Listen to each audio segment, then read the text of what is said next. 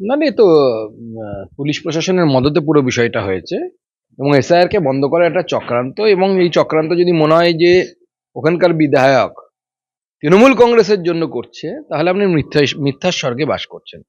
উনি করছেন বাংলাদেশ থেকে আসা মুসলিম প্রবেশকারী যারা, তাদেরকে বাঁচানোর জন্য, এবং তারা যেন ভোটার লিস্টে থেকে যায় এবং ভারতবর্ষের নাগরিক যেন তারা হয়ে যান। হয়ে গেলে লাভ কি? লাভ ওনার একটাই, উনি তৃণমূল ক্ষমতায় আছে না, কংগ্রেস ক্ষমতায় আছে না, বিজেপি ক্ষমতায় আছে, এই আমিনুল ইসলামদের মতো না কি নাম ওখানকার বিধায়কের, তাদের মতো লোকেদের সেটা খুব একটা ইম্পর্টেন্ট নয়। তাদের মতো তাদের ইম্পর্টেন্ট হচ্ছে এটাকে ইসলামিক স্টেটে পরিণত করতে হবে। সেই জন্য সে তার কাজ করছে, আর এর সাথে পুলিশ আর মমতা বন্দ্যোপাধ্যায় সঙ্গ দিচ্ছে।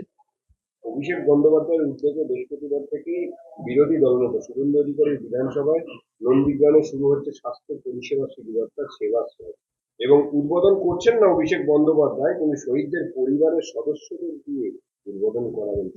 হয়তো ভয়ে যেতে পারছেন না, ওই জন্য হয়তো উদ্বোধন করতে পারছেন না। ওখানে যতই সেবাশ্রয় করুক আর পরাশ্রয় করুক বা ধনশ্রয় করুক, হারতে তো হবেই। বিজেপি হারাবে তৃণমূল কংগ্রেসকে। বলছি, নেতাজির জন্মজয়ন্তীতে জয়েন সূচি বদলের দাবি জানিয়ে কেন্দ্রকে চিঠি দিয়েছে রাজ্য শিক্ষা দপ্তর। নেতাজি শুধু জন্মজয়ন্তী নয়, সঙ্গে সরস্বতী পুজো। না, বিষয়টি আমারও নজরে এসেছে। আমি আজকেই আমার এপিএস এর সাথে কথা বলে তাকে বলেছি, মাননীয় মন্ত্রী ধর্মেন্দ্র প্রধানজির সাথে একটু আগে আমার সাথে কথা হলো আমার অফিসিয়ালসদের, এবং তাদেরকে বলেছি ইমিডিয়েট বিষয়টি টেক ওভার করতে এবং এটা যাতে পরিবর্তিত করা যায় সেটা দেখতে। ইডির বিরুদ্ধে তৃণমূলের মামলায় টিকল না হাইকোর্টে। এই ইডির যুক্তিতে মান্যতা এবং তৃণমূলের অভিযোগ খারিজ। না না, সে তো তৃণমূলের তার ট্র্যাক রেকর্ড ধরে রেখেছে, যখনই কোর্টে যাচ্ছে নন্দলাল হয়ে তো চলে আসে দুই গালে থাপ্পড়কে। তো নতুন কিছু নয়, আরো হবে, অপেক্ষা করুন না, সুপ্রিম কোর্টে মামলাটা উঠুক।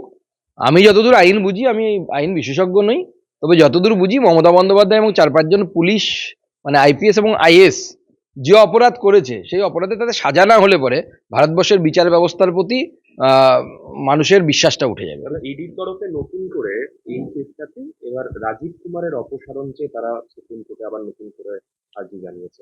না, যে দেখুন, এটা তো ইডি উত্তর দিতে পারবে কেন জানিয়েছে, কিন্তু রাজীব কুমার সেদিন যে রোল ছিল তার, সেই রোল তো আইন মোতাবিক ছিল না, এটুকু আমি বলতে পারি, এবং তার পেনশন আটকে যাওয়া উচিত। ডিওপিটির উচিত তার পেনশন সহ রিটায়ারমেন্ট সমস্ত বেনিফিট আটকে দেওয়া।